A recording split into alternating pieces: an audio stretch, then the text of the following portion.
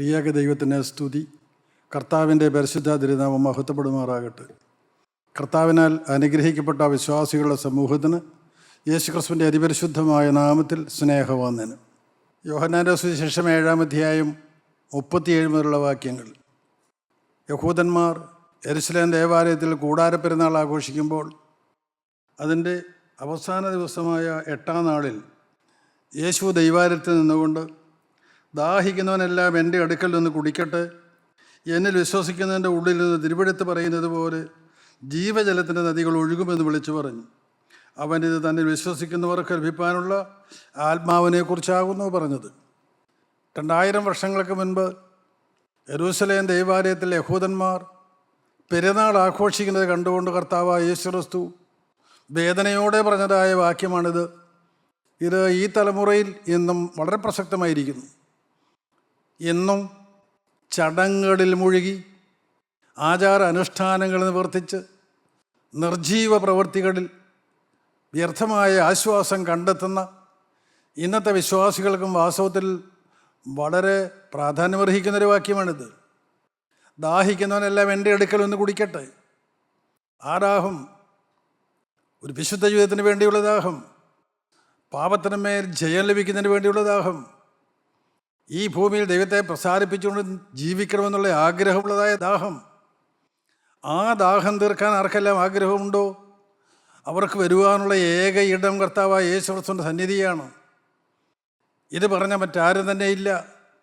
അതിന് കഴിയുന്ന ദൈവപുത്രനായ യേശുക്രിസ്തു 2000 വർഷങ്ങൾക്ക് മുമ്പ് യഹൂദന്മാരോട് പറഞ്ഞ, ഇസ്രായേൽ ജനത്തോട് പറഞ്ഞതായ അതേ വചനം ഇന്നും നിലനിൽക്കുന്നു. ഇന്നും ആർക്കെങ്കിലും ആഗ്രഹമുണ്ടെങ്കിൽ അവർക്ക് ദാഹം തീർക്കാം. ദാഹിക്കുന്നവനെല്ലാം എൻ്റെ അടുക്കൽ ഒന്ന് കുടിക്കട്ടെ, ഈ പരിശുദ്ധാത്മാവാകുന്ന ജീവജലം പാനം ചെയ്യട്ടെ. വിശ്വസിക്കുന്നവൻ്റെ ഉള്ളിൽ നിന്ന് തിരുവെഴുത്ത് പറയുന്നത് പോലെ ജീവജലത്തിൻ്റെ നദികൾ ഒഴുകും. ആര് വിശ്വാസത്തോടെ എൻ്റെ അടുക്കൽ വരുന്നുവോ അവൻ്റെ ഉള്ളിൽ നിന്ന് ജീവജലത്തിൻ്റെ ഉറവുകൾ പുറപ്പെടും. അത് മറ്റനേകർക്കുള്ളതാണ്. അനേകരെ കുടിപ്പിക്കുന്ന ജീവ ഉറവയായി ഈ തലമുറ തന്നെ നിർത്താമെന്നാണ് കർത്താവ് പറയുന്നത്. ആർക്കെങ്കിലും മനസ്സുണ്ടോ? പ്രിയപ്പെട്ടവരെ, സമൂഹത്തെക്കുറിച്ചുള്ളതായ വേദനയുണ്ടോ? നഷ്ടപ്പെട്ടു പോകുന്ന സമൂഹത്തെക്കുറിച്ചുള്ള വേദന ആർക്കെങ്കിലും ഉണ്ടോ? നിങ്ങൾ മുട്ടന്മേൽ ഇത് ഞരങ്ങാറുണ്ടോ? ആത്മാക്കളുടെ വീണ്ടെടുപ്പിന് വേണ്ടി നിങ്ങൾ പ്രാർത്ഥിക്കാറുണ്ടോ? അങ്ങനെ വിശ്വാസത്തോടെ ആര് ദൈവസന്നിധി വരുന്നുവോ അവരെ ഈ തലമുറ ജീവൻ്റെ ഉറവയാക്കാമെന്നാണ് കർത്താവ് പറയുന്നത്. എന്താണ് ഈ പറഞ്ഞതിൻ്റെ അർത്ഥം? അതാണ് നാം വായിക്കുന്നത് 39-ാം വാക്യത്തിൽ. അവൻ ഇത് തന്നിൽ വിശ്വസിക്കുന്നവർക്ക് ലഭിക്കാനുള്ള ആത്മാവിനെക്കുറിച്ചാകുന്നു പറഞ്ഞത്. പ്രിയപ്പെട്ടവരെ, പരിശുദ്ധാത്മാവാൻ ദൈവത്തിൻ്റെ വാഗ്ദത്തം മനുഷ്യനെ പാപം കൂടാതെ ഈ തലമുറയിൽ നിൽക്കുവാൻ, ഈ ഭൂമിയിൽ ജീവിക്കുവാൻ അവനെ അനുവദിക്കുന്നവനെ യോഗ്യനാക്കുന്ന ഏക ഘടകം പരിശുദ്ധാത്മാവാൻ ദൈവമാണ്. ഈ പരിശുദ്ധാത്മാവിനെ ഞാൻ നിങ്ങൾക്ക് തരാമെന്നാണ് കർത്താവായ യേശുക്രിസ്തു എന്ന വാക്ക് പറഞ്ഞത്. യോഹന്നാൻ്റെ സുവിശേഷം 4-ാം അധ്യായം 10-ാം വാക്യം. നിങ്ങൾക്കറിയാം, കർത്താവായ യേശുക്രിസ്തു ശമരിയയിലൂടെ കടന്നു പോകുമ്പോൾ യേശുവിന് ഒറ്റ ആഗ്രഹമേ ഉള്ളൂ, ഒരു ശമരിയ സ്ത്രീയെ വീണ്ടെടുക്കണം. ശമരിയാക്കാർ സെമി യഹൂദനാണ്. യഹൂദന്മാർ പുറജാതികളുമായി ബന്ധപ്പെട്ടുണ്ടായതായ മനുഷ്യരാണ് ശമരിയയിലുള്ളവർ. ആ ശമരിയാക്കാർക്ക് യഹൂദന്മാരുടെ ആചാരമര്യാദകളെല്ലാം അറിയാം. അവർ സെമി യഹൂദനാണല്ലോ. ആചാരങ്ങളും അനുഷ്ഠാനങ്ങളും അറിയാം, അവരുടെ പാരമ്പര്യങ്ങളറിയാം, എല്ലാം അറിയാം. പക്ഷേ യഹൂദൻ അവരെ കൂട്ടുകയില്ല. യഹൂദൻ അപമാനമാണ് അവരെ. അതുകൊണ്ട് ശമരിയിലേക്ക് ഒരു മനുഷ്യനും പോവുകയില്ല. യഹൂദന്മാർക്ക് അവരുമായി സംസർഗമില്ല. അവിടെ ഒരു സ്ത്രീ, ആ സ്ത്രീയെക്കുറിച്ച് പരാമർശിക്കുന്നുണ്ട്. ഞാൻ വിസ്താര ഭയത്താൽ കൂടുതൽ വിവരിക്കുന്നില്ല. 5 പേരെ ഭർത്താക്കന്മാരായി മാറി മാറി ഉപയോഗിച്ചതായ സ്ത്രീ. എന്തുകൊണ്ടാണ് അങ്ങനെ ഉപയോഗിക്കേണ്ടി വന്നത്? വിശദീകരണങ്ങളൊന്നും വേദോസ്തവത്തിലില്ല. അത് മറ്റുള്ളവരുടെ കുറ്റമാണോ ആ സ്ത്രീയുടെ കുറ്റമാണോ നമുക്കറിയാൻ പാടില്ല. നമുക്കറിയാൻ പാടില്ലാത്ത കാര്യം നമ്മൾ പറയാൻ പാടില്ലല്ലോ. 5 പേരെ ഭർത്താക്കന്മാരായി അവളുടെ ജീവിതത്തിലേക്ക് അവൾ സ്വീകരിച്ചുവെങ്കിലും അവരെ 5 പേരെ ഉപേക്ഷിച്ചിട്ട് ഇപ്പോൾ 6ാമതൊരു പുരുഷനോടുകൂടി അവൾ ജീവിക്കുകയാണ്. അവനെ വിവാഹം കഴിച്ചിട്ടുമില്ല. ഔദ്യോഗികമായി അവൻ ഭർത്താവല്ല. ആ അവസ്ഥയിൽ കഴിയുന്നതായ ഒരു സ്ത്രീയെ, അവളെ തേടി കർത്താവായ യേശുക്രിസ്തു വന്നു എങ്കിൽ എന്താണ് പ്രിയപ്പെട്ടവർ? വളരെ വ്യക്തമാണ് കർത്താവായ യേശുക്രിസ്തു എന്തിനാണ് വന്നത്. വിശുദ്ധ മർക്കോസിൻ്റെ സുവിശേഷം 2-ാം അധ്യായം 17-ാമത്തെ വാക്യത്തിൽ കർത്താവായ യേശു വളരെ വ്യക്തമായി പറയുന്നുണ്ട്. മർക്കോസ് 2:17. യേശു അത് കേട്ടവരോട്, ദീനക്കാർക്കല്ലാതെ സൗഖ്യമുള്ളവർക്ക് വൈദ്യനെ കൊണ്ട് ആവശ്യമില്ല. ഞാൻ നീതിമാന്മാരെ അല്ല, പാപികളെ അത്രയെ വിളിപ്പാൻ വന്നത് എന്ന് പറഞ്ഞു. ദീനക്കാർക്കല്ലാതെ സൗഖ്യമുള്ളവർക്ക് വൈദ്യനെ കൊണ്ട് ആവശ്യമില്ല. അവർ നല്ല സംതൃപ്തരാണ്. ഇന്നുള്ള വിശ്വാസികൾ സംതൃപ്തരാണ്. പെരുന്നാളുകൾ, ചടങ്ങുകൾ, ആഘോഷങ്ങൾ, വെടിക്കെട്ടുകൾ എല്ലാം തകൃതിയായി നടക്കുന്നു. പുണ്യസ്ഥല സന്ദർശനങ്ങൾ, തീർത്ഥയാത്രകൾ എല്ലാം മനോഹരമായി നടക്കുന്നു. അവർ സംതൃപ്തരാണ്. സൗഖ്യമുള്ളവർക്ക് വൈദ്യനെ കൊണ്ട് ആവശ്യമില്ല. പാപിയെ സ്നേഹിക്കുന്ന, പാപിയെ ശുദ്ധീകരിക്കുന്ന ഒരു ക്രിസ്തുവിനെ ഇന്ന് ആർക്ക് വേണം? ഈ ലോകത്തിലെ അനുഗ്രഹങ്ങൾക്ക് വേണ്ടി മറ്റ് ഡ്യൂപ്ലിക്കേറ്റ് ദൈവങ്ങളുടെ പിന്നാലെ പോവുകയാണ്. അനേക ദൈവങ്ങളോട് പ്രാർത്ഥിച്ച് അനുഗ്രഹങ്ങൾ മേടിക്കാൻ നോക്കുന്ന ക്രിസ്ത്യാനി, അവരെ വിശ്വാസികളെന്ന് പറയാൻ പ്രയാസമുണ്ട്. പ്രിയപ്പെട്ടവരെ, ദീനമുള്ളവർക്കല്ലാതെ സൗഖ്യമുള്ളവർക്ക് വൈദ്യനെ കൊണ്ട് ആവശ്യമില്ല. ഞാൻ നീതിമാന്മാരെ എല്ലാ പാപികളെ രക്ഷിപ്പാനായി വന്നു. കർത്താവായ യേശു ക്രിസ്തു 2000 വർഷങ്ങൾക്ക് മുമ്പ് പറഞ്ഞു. ഇന്നും പ്രസക്തമാണ്. അന്ന് കർത്താവ് പാപിയെ തേടി വന്നു. എന്തിന്? പാപമോചനം കൊടുക്കുവാനായി വന്നു. പാപത്തിൽ നിന്ന് വീണ്ടെടുപ്പ് കൊടുക്കുവാനായി വന്നു. സാത്താൻ്റെ അടിമത്തത്തിൽ നിന്ന് വിടുതൽ കൊടുക്കുവാനായി കർത്താവായ യേശു ക്രിസ്തു അന്ന് വന്നു. പാപിയെ തേടി അന്ന് വന്ന കർത്താവ് ഇനിയും വരും.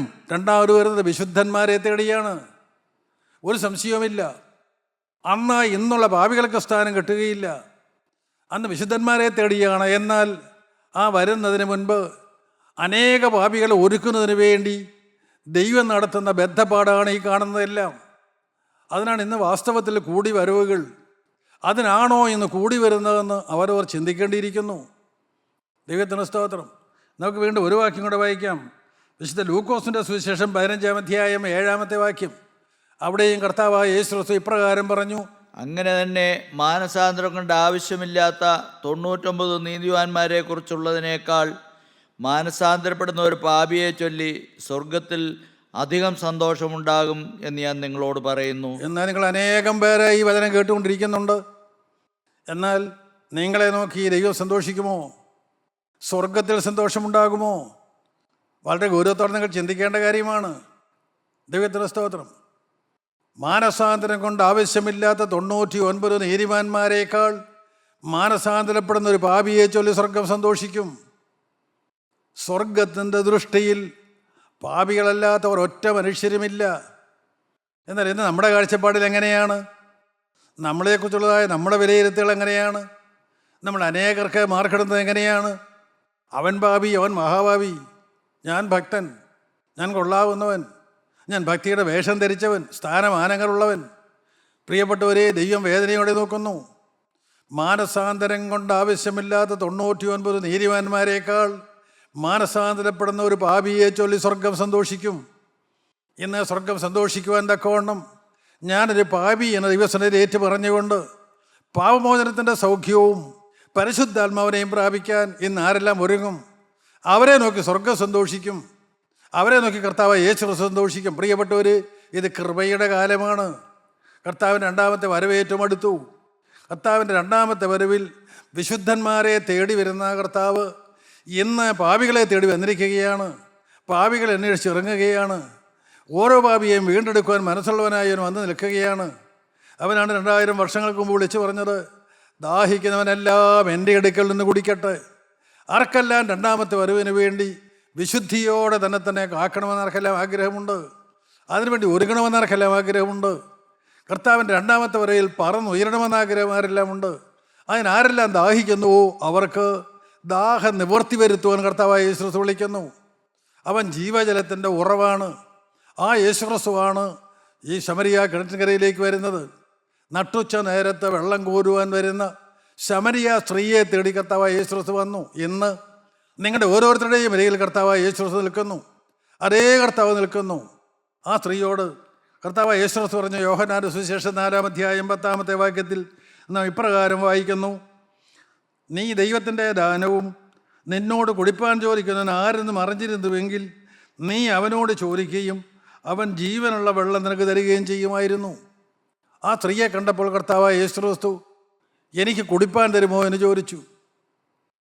ഈ അണ്ടകടാഹത്തെ മെനഞ്ഞവനായ കർത്താവായ യേശുക്രിസ്തു ശമരിയാക്കാരി സ്ത്രീയോട് എനിക്ക് കുടിപ്പാൻ തരുമോ എന്ന് ചോദിക്കുന്നു. സ്തോത്രം. പ്രിയപ്പെട്ടവർ, ആ സ്ത്രീ കാഴ്ചയിൽ തന്നെ മനസ്സിലായി ഇവനൊരു യഹൂദനാണ്, ഞാനൊരു ശമരിയാ സ്ത്രീയാണ്. യഹൂദന്മാർക്ക് ശമരിയർക്കും തമ്മിൽ യാതൊരു ബന്ധവുമില്ല, സംസർഗമില്ല. യഹൂദനായ ഇവൻ എന്നോട്, ശമരിയാക്കാരത്തിയായ എന്നോട് കുടിപ്പാൻ ചോദിക്കുന്നത് എന്ത്? വൈരുദ്ധ്യങ്ങൾ കാണുകയാണ്. ദൈവത്തിന് സ്തോത്രം. എന്നാൽ യേശു പറഞ്ഞു, ഞാൻ ആരാണെന്ന് നീ അറിഞ്ഞിരുന്നുവെങ്കിൽ, നിന്നോട് കുടിപ്പാൻ ചോദിക്കുന്ന ആരെന്ന് നീ അറിഞ്ഞിരുന്നുവെങ്കിൽ, ദൈവത്തിൻ്റെ സൗജന്യദാനം എന്താണെന്ന് നീ അറിഞ്ഞിരുന്നുവെങ്കിൽ, നീ ഇപ്പോൾ അവനോട് ചോദിക്കുകയും അവൻ ജീവനുള്ള വെള്ളം നിനക്ക് കുടിക്കാൻ തരികയും ചെയ്യുമായിരുന്നു. ഉള്ള സത്യം അതുപോലെ കർത്താവ് വിളിച്ചു പറഞ്ഞു. ദൈവത്തിന് സ്തോത്രം. പ്രിയപ്പെട്ടവർ, അവർക്ക് എത്ര മനസ്സിലായി നമുക്ക് അറിഞ്ഞുകൂടാ. യോഹന്നാന്റെ സുവിശേഷം 6-ാം അധ്യായം 63-ാമത്തെ വാക്യത്തിൽ കർത്താവായ യേശു ഇപ്രകാരം പറഞ്ഞു. യോഹന്നാൻ 6:63, ജീവിപ്പിക്കുന്നത് ആത്മാവാകുന്നു, മാംസം ഒന്നിനും ഉപകരിക്കുന്നില്ല. സ്തോത്രം. നിങ്ങൾക്ക് ആർക്കെല്ലാം പിടികിട്ടി? പ്രിയപ്പെട്ടവർ, യഹൂദന്മാർക്ക് പിടികിട്ടിയില്ല. കർത്താവ് പറയുന്നു, എന്നെ തിന്നുന്നവൻ എൻ മൂലം ജീവിക്കും. നിങ്ങളുടെ സാക്ഷാൽ ഭക്ഷണം എൻ്റെ ശരീരമാണ്, നിങ്ങളുടെ സാക്ഷാൽ പാനീയം എൻ്റെ രക്തമാണ്. ഈ പറഞ്ഞവർക്ക് പിടികിട്ടിയില്ല. എൻ്റെ ഈ ശരീരവും രക്തവും നിങ്ങളുടെ പാപത്തിന് പരിഹാരമായി ക്രൂശിൽ യാഗമായി തീരാൻ പോവുകയാണ് എന്നുള്ള സ്വർഗീയ മർമ്മം അവർക്ക് വെളിപ്പെടുത്തി കൊടുത്തു. പക്ഷേ മനസ്സിലാക്കുവാൻ അവരുടെ ബുദ്ധിക്ക് കഴിവില്ല. ആ ജഡീക മനുഷ്യർക്കത് മനസ്സിലായില്ല. കർത്താവ് വ്യക്തമാക്കിക്കൊണ്ട് അവരോട് പറഞ്ഞു, അത് അവരിൽ പലരും ഇടറിപ്പോകുന്നത് കണ്ടുകൊണ്ട്, ഇത് കഠിനവാക്കായി ഇത് ആർക്ക് കേൾക്കാൻ കഴിയുമെന്ന് പറഞ്ഞുകൊണ്ട് അവർ ഇടറിപ്പോയപ്പോൾ, മാനുഷികമായ ബുദ്ധിയിൽ ദൈവവചനത്തെ വിശകലനം ചെയ്യരുത്. ദയവായി സ്വന്തം ബുദ്ധി കൊണ്ട് വചനത്തെ അളക്കരുത്. അവർ പറഞ്ഞു, ഇവൻ എന്താണ് ഈ പറയുന്നത്? മനുഷ്യൻ്റെ മാംസം ഭക്ഷിക്കാൻ പറ്റുമോ? മനുഷ്യൻ്റെ രക്തം കുടിക്കാൻ പറ്റുമോ? ന്യായപ്രമാണ പ്രകാരം തെറ്റല്ലേ? ഇവൻ എന്താണ് ഈ പറയുന്നത്? ന്യായപ്രമാണത്തിന് വിരുദ്ധമായിട്ടല്ലേ ഇവർ ഈ പറയുന്നത്? ഈ പറഞ്ഞ വചനങ്ങൾ അവർക്ക് മനസ്സിലായില്ല. അവർ ആ വചനത്തിൽ ഇടറിപ്പോയി, അനേകരിപ്പോയി. അവൻ്റെ പിന്നാലെ വന്നെ അനേകരും അവനെ വിട്ടുപോയി. കർത്താവ് ശിഷ്യന്മാരോട് ചോദിച്ചു, നിങ്ങൾക്കും പൊയ്ക്കൊള്ളാൻ മനസ്സുണ്ടോ? വേണമെങ്കിൽ പൊയ്ക്കോ, നിങ്ങളും പൊയ്ക്കോ. സ്തോത്രം. എൻ്റെ കർത്താവ് പറഞ്ഞ് വിശദീകരിച്ച് കുറഞ്ഞു കൊടുത്തു. ജീവിപ്പിക്കുന്നത് ആത്മാവാകുന്നു, ഞാൻ ജീവൻ്റെ അപ്പമാകുന്നു എന്ന് പറഞ്ഞ് നിങ്ങൾക്ക് മനസ്സിലായില്ല. ജീവിപ്പിക്കുന്നത് ആത്മാവാകുന്നു, മാംസം ഒന്നിനും ഉപകരിക്കുന്നില്ല. ഞാൻ നിങ്ങളോട് സംസാരിച്ച വചനങ്ങൾ ആത്മാവും ജീവനുമാകുന്നു. ഈ മർമ്മം നിങ്ങളിന്ന് ഗ്രഹിക്കണം. ദൈവമക്കളെ, ജീവിപ്പിക്കുന്നത് ആത്മാവാണ്. ദൈവത്തിന് സ്തോത്രം. ഉയർത്തെഴുന്നേറ്റ കർത്താവിൻ്റെ ആത്മാവ് പ്രവർത്തിച്ചുകൊണ്ടിരിക്കുന്നു. ആ ആത്മാവാണ് ജീവിപ്പിക്കുന്നത്. ആ ആത്മാവ് ഇന്നും പ്രവർത്തിച്ചുകൊണ്ടിരിക്കുന്നു. പെന്തിക്കോസ് നാടിൽ സഹിയോന്മാളിൽ ഇറങ്ങി വന്ന ആത്മാവ് ഇതുവരെയും മടങ്ങിപ്പോയിട്ടില്ല. മണവാട്ടി സഭയെ ഒരുക്കിക്കൊണ്ടിരിക്കുന്നു. എന്നും പരിശുദ്ധാത്മാവ് പരിവർത്തിച്ചുകൊണ്ടിരിക്കുന്നു. ദൈവവചനം എവിടെ മുഴങ്ങുന്നു അവിടെയെല്ലാം പരിശുദ്ധാത്മാവ് ദൈവം വ്യാപരിച്ചുകൊണ്ടിരിക്കുന്നു. വചനം കേൾക്കുന്ന ദൈവമക്കളുടെ തലയ്ക്ക് മുകളിൽ പരിശുദ്ധാത്മാവ് വട്ടമിട്ട് പറന്നുകൊണ്ടിരിക്കുന്നു. ജീവിപ്പിക്കുന്നത് ആത്മാവാകുന്നു. മനുഷ്യൻ്റെ ഈ പച്ച മാംസം അത് ഒന്നിനും കൊള്ളുകയില്ല. എന്നാൽ ഞാൻ നിങ്ങളോട് സംസാരിച്ച വചനങ്ങൾ ആത്മാവും ജീവനുമാകുന്നു. സ്തോത്രം. ഈ വചനം ഉൾക്കൊള്ളാൻ നിങ്ങൾക്ക് മനസ്സുണ്ടോ? ഈ വചനം ഹൃദയത്തിലേക്ക് സ്വീകരിപ്പാൻ നിങ്ങൾക്ക് മനസ്സുണ്ടോ? അതാണ് അന്നും കർത്താവ് യഹൂദന്മാരോട് പറഞ്ഞത് അത് തന്നെയാണ്. ഇന്നും കർത്താവിന് പറയാനുള്ളത് അത് തന്നെയാണ്. നിർജീവ പ്രവൃത്തികളിൽ മുഴുകി ജീവിക്കുന്ന ദൈവജനമേ, നിങ്ങൾക്ക് ജീവൻ പ്രാപിക്കുവാൻ, പരിശുദ്ധാത്മാവിനെ പ്രാപിക്കുവാൻ, കർത്താവിൻ്റെ രണ്ടാമത്തെ വരവിന് വേണ്ടി ഒരുങ്ങുവാൻ, ഒരു വിശുദ്ധ ജീവിതം നയിക്കുവാൻ, അനേകരെ കർത്താവിന് ആദായപ്പെടുത്തുവാൻ നിങ്ങളെ കൊണ്ട് കഴിയും. എന്ത് വേണം? വചനം നിങ്ങൾ ഹൃദയത്തിലേക്ക് സ്വീകരിക്കുക. വചനം നിങ്ങൾ ഉൾക്കൊള്ളുക, ചോദ്യം ചെയ്യാതെ ഇരിക്കുക. വചനത്തെ നിങ്ങളുടെ ബുദ്ധി കൊണ്ട് നിങ്ങൾ അളക്കാതെ ഇരിക്കുക. ഞാൻ നിങ്ങളോട് സംസാരിച്ച വചനങ്ങൾ ജീവനും ആത്മാവുമാകുന്നു. കർത്താവ് കൃത്യമായി പറഞ്ഞു, ജീവിപ്പിക്കുന്നത് ആത്മാവാണ്. സ്തോത്രം. നിങ്ങൾക്ക് ജീവൻ തരേണ്ടത് ആത്മാവാണ്. ഈ വചനത്തിൽ ആത്മാവുണ്ട്, ജീവനുണ്ട്. ഈ വചനം ആരെല്ലാം ഉൾക്കൊള്ളുന്നുവോ അവരിൽ ജീവനുണ്ടാകുന്നു, അവരിന് ആത്മാവിനെ കിട്ടുന്നു. സ്തോത്രം. നിത്യനായ ദൈവം വയലിനെടുത്ത ആ മണ്ണുകൊണ്ട്, പൊടി കൊണ്ട് മനുഷ്യനെ നിർമ്മിച്ചിട്ട് ജീവനില്ലാത്ത മനുഷ്യൻ്റെ മൂക്കിലേക്ക് ദൈവം തൻ്റെ ജീവശ്വാസമൂതി അവൻ ജീവനുള്ള ദേഹിയായി തീർന്നു എന്ന് നാം വേദോസ്തലത്തിൽ വായിക്കുന്നു. ഉൽപ്പത്തി പുസ്തകം ആദ്യ ഭാഗത്ത് കാണുന്നു. ദൈവത്തിൻ്റെ ശ്വാസം അവനിലേക്ക് ഊതിയപ്പോൾ അവൻ ജീവനുള്ള ദേഹിയായി തീർന്നു. അതേ ജീവശ്വാസമാണ് ദൈവത്തിൻ്റെ വചനം. ഈ 66 പുസ്തകങ്ങളിൽ അടങ്ങിയിരിക്കുന്ന ദൈവത്തിൻ്റെ വചനമാണ്. ഈ വചനം ആര് ഹൃദയത്തിലേക്ക് സ്വീകരിക്കുന്നുവോ അവർക്ക് ആത്മാവും ജീവനുമാണ്. എന്നും പ്രസക്തമാണ്, എന്നും സത്യമാണ്. ഞാൻ പ്രാർത്ഥിച്ചിട്ട് ദൈവം കേൾക്കുന്നില്ല, എനിക്ക് ജയജീവിതം കിട്ടുന്നില്ല, എനിക്ക് ഭഗവത്തിന്മേ ജയമില്ല, എനിക്ക് ആഗ്രഹമുണ്ട്, ഞാൻ പ്രാർത്ഥിക്കുന്നുണ്ട് എന്ന് പറയുന്നത് വെറും വ്യർത്ഥമാണ്. അത് വെറും അഭിനയമാണ്. ഹൃദയത്തിൽ നിങ്ങൾ ആഗ്രഹിക്കുന്നില്ല എന്നുള്ളതാണ് സത്യം. പ്രിയപ്പെട്ടവരെ, നിങ്ങൾ ഒന്ന് പരീക്ഷിച്ച് നോക്കൂ. നിങ്ങൾ ദൈവത്തെ ഒന്ന് പരീക്ഷിച്ച് നോക്കൂ. അവൻ്റെ വചനം സത്യമാണോ എന്നറിയാൻ നിങ്ങൾ വചനം കേട്ടുകൊണ്ടിരിക്കുമ്പോൾ നിങ്ങൾ ഒന്ന് മുഴങ്കാലിരിക്കൂ. നിങ്ങളായിരിക്കുന്ന അവസ്ഥയിൽ നിങ്ങളുടെ ഹൃദയങ്ങളെ തുറന്നു വയ്ക്കൂ. എല്ലാം അറിയുന്നവനായ ദൈവം, സർവശക്തനായ ദൈവം, സർവജ്ഞാനിയായ ദൈവം, സർവവ്യാപിയായ ദൈവം, നിന്നെ മുഴുവനുമായും അറിയുന്ന ദൈവം നിൻ്റെ ഹൃദയത്തിലേക്ക് സൂക്ഷിച്ച് നോക്കിക്കൊണ്ട് സ്നേഹത്തോടെ നിൻ്റെ അരികിൽ നിൽക്കുന്നുണ്ട്. നിങ്ങൾക്ക് ഹൃദയങ്ങളെ തുറന്നു വയ്ക്കാം. നിങ്ങൾക്ക് കർത്താവിനോട് എല്ലാം പറയാം. കർത്താവേ, ഞാൻ നിന്നോട് ഏറ്റു പറഞ്ഞാലും പറഞ്ഞില്ലെങ്കിലും എല്ലാം നീ അറിയുന്നു. എൻ്റെ പാപങ്ങളെല്ലാം നിനക്കറിയാം. എല്ലാം നിൻ്റെ സ്മരണയുടെ പുസ്തകത്തിൽ എഴുതി വെച്ചിട്ടുണ്ട്. എല്ലാം നീ കാണുന്നവനാണ്, അറിയുന്നവനാണ്. കർത്താവേ, ഞാൻ ആയിരിക്കുന്ന അവസ്ഥയിൽ ഈ മഹാഭാവിയായ ഞാൻ നിൻ്റെ അരികിലേക്ക് വരുന്നു. എനിക്കൊരു മോചനമുണ്ടോ? എനിക്കൊരു വീണ്ടെടുപ്പുണ്ടോ? എനിക്കൊരു ജയജീവിതമുണ്ടോ? അവശേഷിക്കുന്ന നാളുകൾ ഒരു ജയജീവിതത്തിന് എനിക്ക് തരാമോ കർത്താവേ? ആരാഗ്രഹത്തോടെ പ്രാർത്ഥിക്കുന്നുണ്ട്. ഈ ആത്മാവ് ജീവിപ്പിക്കുന്ന ആത്മാവാണ്. ദൈവത്തിൻ്റെ വചനം ജീവനും ആത്മാവുമാകുന്നു. ദൈവത്തിൻ്റെ സ്തോത്രം. ജീവിപ്പിക്കുന്നത് ആത്മാവാകുന്നു. ദൈവവൈതലേ, ഈ ആത്മാവിൻ്റെ ഉള്ളത്തിലേക്ക് വന്ന് നിനക്ക് ജീവൻ തരും. ദൈവിക ജീവൻ നിനക്ക് തരും. നിൻ്റെ ആത്മാവ് ജീവൻ പ്രാപിക്കും. നിൻ്റെ ആത്മാവ് ദൈവാത്മാവിനോട് ചേരും.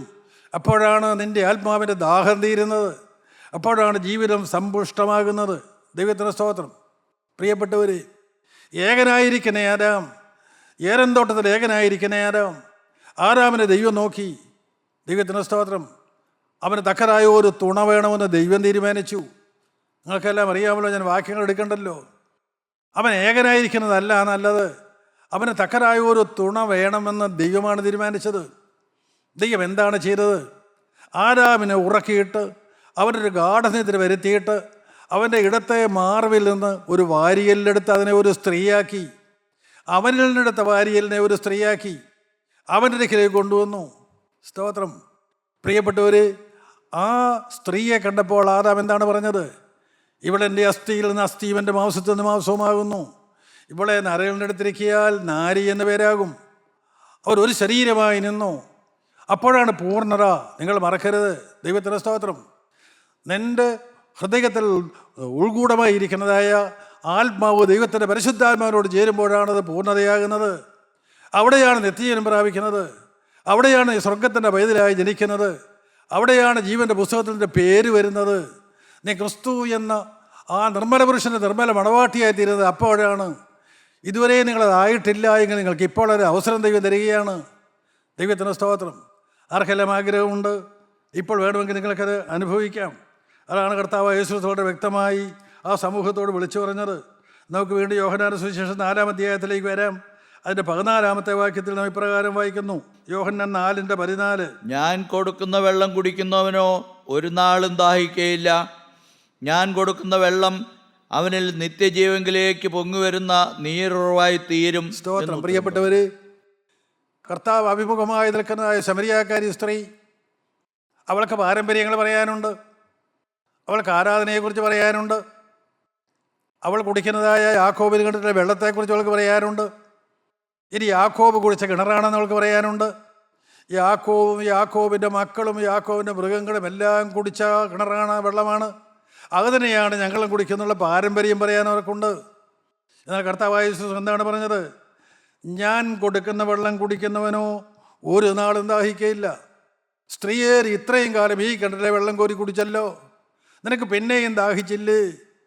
ഈ ലോകത്തിലെ ദാഹം, പാപം ചെയ്യാനുള്ള ദാഹം. സഹോദരീ സഹോദരങ്ങളെ, ഇത്ര വർഷമായി നിങ്ങൾ ആചരണങ്ങളും അനുഷ്ഠാനങ്ങളുമായി നടക്കുന്നു. നിങ്ങൾക്ക് പ്രാർത്ഥനയുണ്ട്, ഉപവാസമുണ്ട്, നോയമ്പുണ്ട്, ആചാര അനുഷ്ഠാനങ്ങളുണ്ട്. പാപത്തിനുമേ ജയം കിട്ടിയോ? പാപത്തോടതായ ദാഹം മാറിയോ? നിങ്ങൾ വളരെ ഗൗരവത്തോടെ ചിന്തിക്കുമോ? ദൈവത്തിന് സ്തോത്രം. ഞാൻ കൊടുക്കുന്ന വെള്ളം ജീവജലത്തിൻ്റെ ഉറവ, പരിശുദ്ധാത്മാവാൻ ദൈവം. ആ വെള്ളം കുടിക്കുന്നവന് ഒരു നാളും ദാഹിക്കയില്ല. പാപം മാറുകയാണ്. സ്തോത്രം, ദൈവത്തിന് സ്തോത്രം. ആ ഒരനുഭവം നിങ്ങൾക്ക് വേണ്ടേ പ്രിയപ്പെട്ടവർ? ഞാൻ കൊടുക്കുന്ന വെള്ളം കുടിക്കുന്നവൻ ഒരു നാളും ദാഹിക്കയില്ല.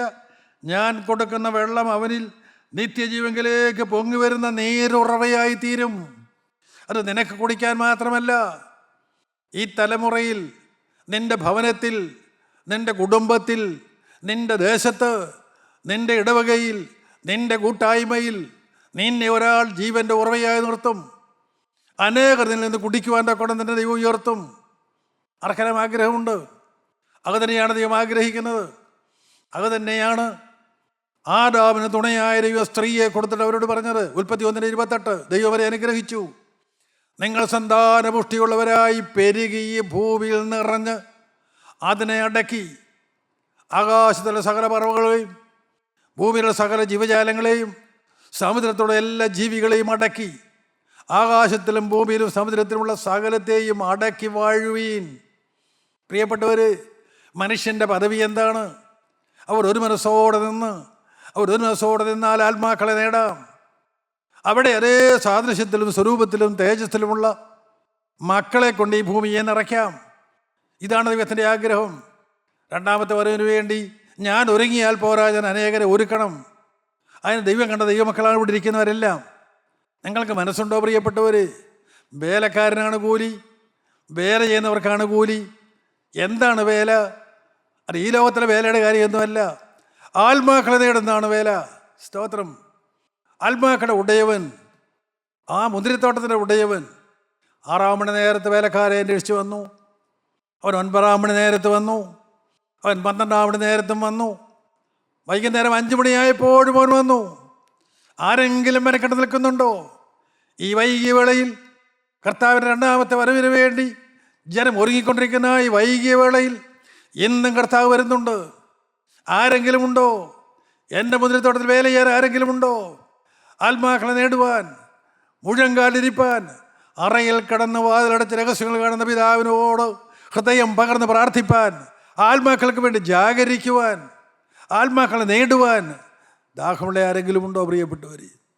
5 മണി നേരത്തവൻ വന്നു. ഇപ്പോഴും വന്നിരിക്കുന്നു. ഇപ്പോഴും വന്ന് നിങ്ങളുടെ അരികിൽ നിൽക്കുന്നു. ആരെങ്കിലും ഉണ്ടോ? എനിക്ക് വേണ്ടി ഹൃദയം തുറക്കാൻ ആരെങ്കിലും ഉണ്ടോ? സ്തോത്രം.